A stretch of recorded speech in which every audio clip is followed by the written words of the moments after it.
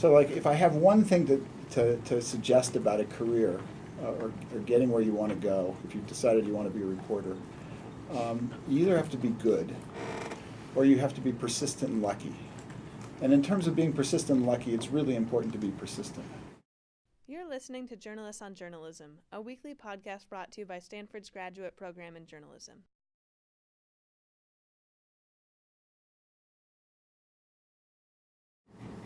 I was lucky in the sense that I was still sort of making the transition from being an anti-war activist to being a reporter.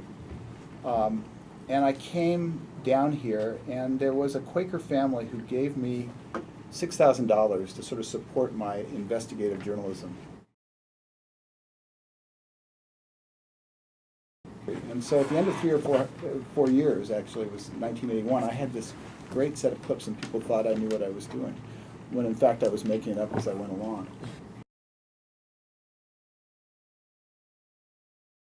It was sort of a great, I didn't have a CS background. I'd been a hobbyist, but everything I had learned about computing I was picking up by doing it and by talking to people.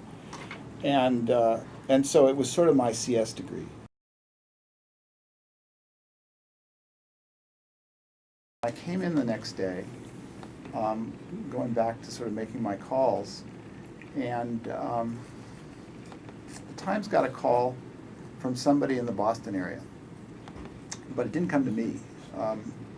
It was from a Mr. X, and he called the national desk of the paper and said that he wanted to talk to someone about the computer virus.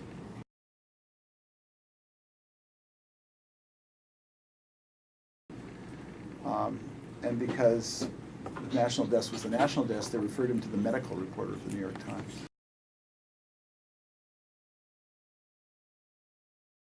I got a call back from this guy at the National Security Agency.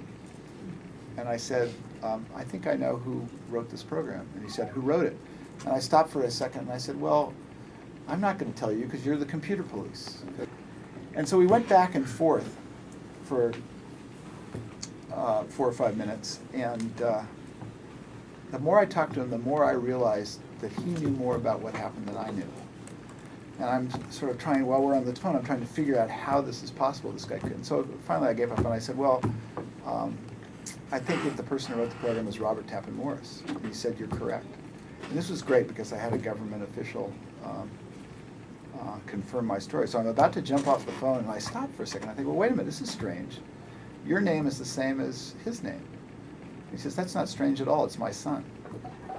So the person who I was on the phone with was Robert Tappan Morris, who was the chief scientist of the National Security Agency, and his son had written the program. So you can see what kind of a story this is.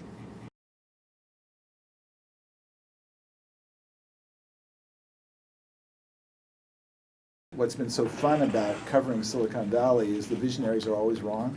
We live in a non-exponential world, but this is a technology that's changing at an exponential rate. And it's because of these nonlinear changes, it's really difficult to understand what's going to happen next.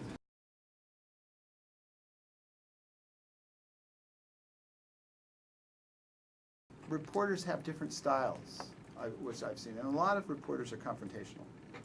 I mean, that's, they're there to get the story and threaten people.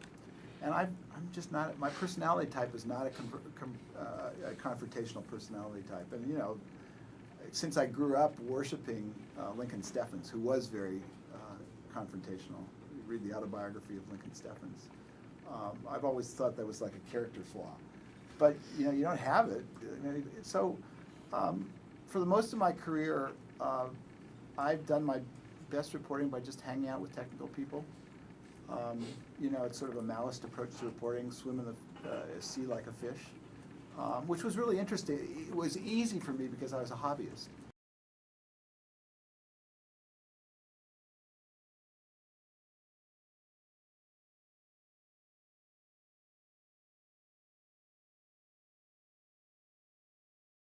For more information and upcoming speakers, visit journalism.stanford.edu.